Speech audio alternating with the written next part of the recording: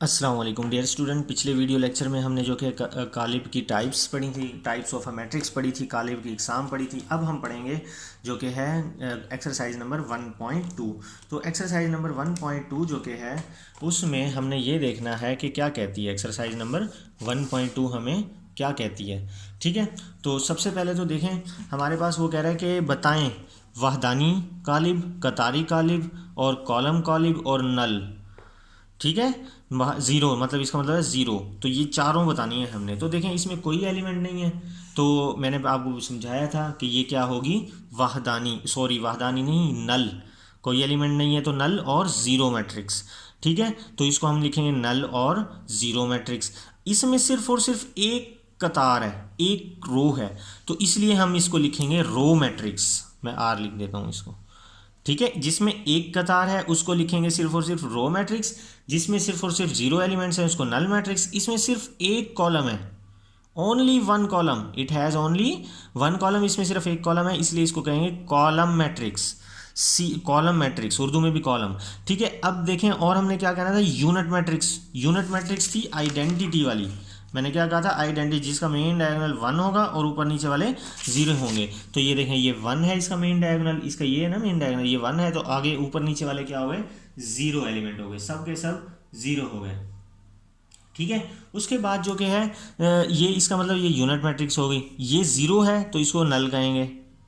ठीक है, ये इसमें एक कॉलम है तो ये कॉलम मैट्रिक्स। अच्छा, इसका कॉलम एक है तो ये कॉलम भी होगी।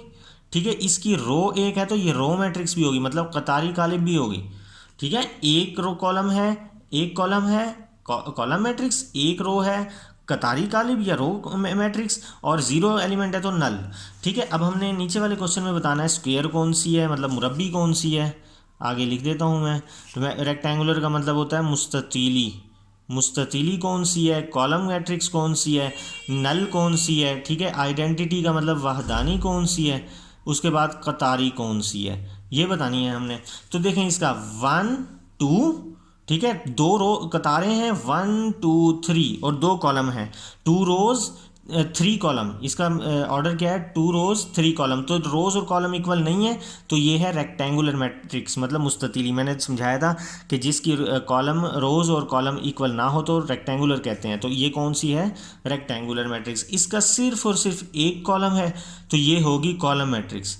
ठीक है, इसका जो कि है ये देखें नंबर ऑफ रोज देखें, वन टू, कतारें कितनी हैं टू, और वन टू, कॉलम कितने हैं टू, तो दोनों सेम है, तो ये है मुरब्बी मैट्रिक्स, मतलब स्क्वायर मैट्रिक्स। ठीक है, अब ये दोनों ऊपर नीचे वन है, ये और ये मेन डायगोनल वन है, ऊपर नीचे जीरो है, तो ये इसको हम कहेंगे यूनिट मैट्रिक्स, आइडेंटिटी मैट्रिक्स। क्या कहेंगे हम, आइडेंटिटी मैट्रिक्स। और दूसरी बात ये, इसके ये आई में लिख देता हूँ, इसके जो कि रोज देखें टू है, कॉलम देखें वन टू, तो टू रोज टू कॉलम, इसके इसके टू रोज टू कॉलम, मतलब कि दोनों बराबर हैं, तो इसको कहेंगे स्क्वायर मैट्रिक्स, मतलब मुरब्बी मैट्रिक्स। तो ये आइडेंटिटी भी हुई, ये स्क्वायर भी हो गया। अब देखें इसको one two three, one to, तो रोज टू हैं, कॉलम थ्री हैं, कतारें और कॉलम की तादाद बराबर नहीं है, इसीलिए हम इसको कहेंगे मुस्ततीली, मतलब रेक्टेंगुलर मैट्रिक्स। ठीक है, इसको इसमें सिर्फ एक रो है तो ये कतारी कालिब है, इसमें एक कॉलम है तो ये कॉलम है। ठीक है, इसकी रोज देखें one two three, one two three, तो three by three, three by three, rows और कॉलम दोनों बराबर हैं। ठीक है, तो इसीलिए ये हमारे पास क्या होगी, स्क्वायर मैट्रिक्स, मतलब मुरब्बी मैट्रिक्स। इसके सारे एलिमेंट्स जीरो हैं तो ये होगी नल, एक होगी नल। दूसरी बात ये है one two three, three column है, वन थ्री रोज हैं, वन टू, और थ्री टू कॉलम्स है, तो ये इक्वल नहीं है, तो ये रेक्टेंगुलर, मतलब मुस्ततीली भी है और ये नल भी है। ठीक है, अब हमने बतानी है तीसरे क्वेश्चन में कि डायगोनल, स्केलर और यूनिट, ये तीनों में से कौन कौन सी हैं। अब ये देखें, इस ये मेन डायगोनल सेम है, एक जैसा है, तो इसीलिए हम इसको कहेंगे स्केलर। मैंने पीछे पढ़ाया था जिसके मेन डायगोनल में एक एलिमेंट, एक जैसे एलिमेंट हो वो स्केलर होगी। ठीक है, इसके इसके मेन डायगोनल में डिफरेंट एलिमेंट है। ठीक है, तो ये डायगोनल मैट्रिक्स होगी, या वित्तरी कालिब, ये कौन सी होगी, वितरी कॉलिब। ये कौन सी होगी, ये वहदानी कॉलिब, यूनिट या आइडेंटिटी, क्योंकि इसका मेन एलिमेंट क्या है, 1 है, मेन डायगोनल का एलिमेंट 1 है, ठीक है, और इसलिए इसको हम यूनिट कॉलिब मैट्रिक्स कहेंगे, ठीक है। और दूसरी बात, ये दोनों सेम है तो इसको हम स्केलर भी कह सकते हैं और इसको हम डायगोनल कह सकते हैं। तो ये भी डायगोनल है, स्केलर वाली भी डायगोनल है। अब यहाँ देखें ये एलिमेंट्स एक दूसरे से मुख्तलिफ हैं तो ये डायगोनल मैट्रिक्स है, ठीक है। ये 5 - 3 2 और 1 + 1 2, ऊपर नीचे वाले 0 हैं, तो ये मेन डायगोनल में क्या है, एक जैसे एलिमेंट है, तो इसका मतलब ये स्केलर भी है और ये डायगोनल भी है, मतलब वितर भी है, ठीक है। अब हमने बताना है कालिब की नफ़ी कि मनफी कालिब क्या होते हैं। मनफी कालिब में सिर्फ आपने साइन चेंज कर देना है और कुछ भी नहीं करना। ये +1 है तो हम इसको -1 कर देंगे, ये -1 है तो हम इसको +1 कर देंगे। इसको कहते हैं मनफी कालिब, ठीक है। इसको क्या कहते हैं, मनफी कालिब। ये देखें यहाँ पे मैंने क्वेश्चंस किए हुए हैं, ठीक है। तो ये +1 को -1, -1 को +1, a को -a कर देना है, ठीक है। ये +3 को -3, -1 को +1, +2 को -2, +1 को -1 कर देना है, +2 को -2 कर देना है, 6 को -6, +3 को -3, +2 को -2, -3 को +3, +2 को -2, -4 को +4 और +5 को -5, +1 को -1, -1 को -5 को +5 कर देना है यहाँ पर हमने, ठीक है। +2 को -2 कर देना है, +3 को हमने -3 कर देना है, ठीक है। उसके बाद है क्वेश्चन नंबर 5 में हमने लेना है ट्रांसपोज। ट्रांसपोज बिल्कुल सिंपल है, मैंने समझाया था कि रोज़ को कॉलम में चेंज कर दें, कॉलम को रोज़ में चेंज कर दें, ये बन जाएगा ट्रांसपोज।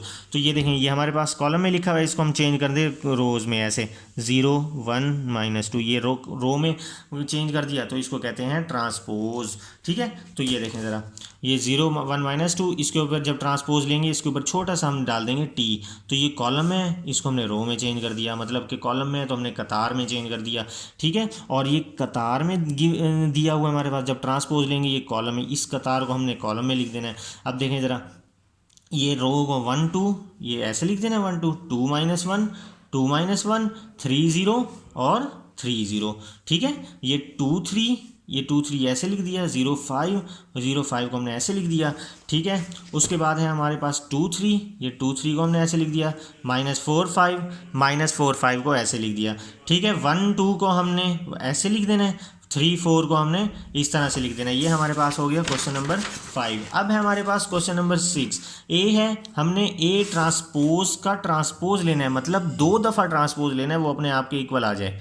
ए गिवन है, बी गिवन है, तो दोनों पार्ट सॉल्व करने हैं, तो हमने 2 दफ़ा ट्रांसपोज लेना है। तो पहला देखें, ट्रांसपोज ले रहे हैं हम 1 0, ये 1 0, 2 1, ये 2 1, हमने कॉलम को उठा के कतार में तब्दील कर दिया, मतलब कॉलम को चेंज कर दिया। ये एक दफ़ा ट्रांसपोज हो गया। एक और दफ़ा जब ट्रांसपोज लेंगे, ब्रैकेट लगा के एक और टी लिख देंगे, ये 1 0 ऐसे लिखा हुआ है, हमने इसको ऐसे लिख दिया, ये 2 1 ऐसे लिखा हुआ है, ये 2 1 ऐसे लिख दिया, ऐसे समझ लेंगे 1 2 और 1 2 और 0 1 और ये 0 1, वही बात है, ठीक है। तो अब आप देखें 1 0 2 1 1 0 2 1, तो 2 दफ़ा ट्रांसपोज लेने से वो अपने आप के इक्वल आ जाता है। सेम इसी तरह बी का करना है, ठीक है, कि बी का जो क्या है 1 2 कॉलम में है तो 1 2 को आप कतार में लिख देंगे, 1 0 भी कॉलम में है तो 1 0 को कतार में लिख देंगे। ये एक दफ़ा ट्रांसपोज हो गया। दूसरी दफ़ा ट्रांसपोज लेना है तो 1 1, ये 1 1, ये 2 0, ये 2 0। अब देखें 1 1 2 0 1 1 2 0, तो ये अपने आप के इक्वल आ गया। तो हम लिखेंगे कि जो 2 दफ़ा बी का ट्रांसपोज हो गया वो बी के इक्वल आ गया। ये इसी के साथ हमारी एक्सरसाइज नंबर 1.2 कंप्लीट हुई। हम नेक्स्ट वीडियो लेक्चर में हम इंशाल्लाह 1.3 करेंगे। अल्लाह हाफिज़।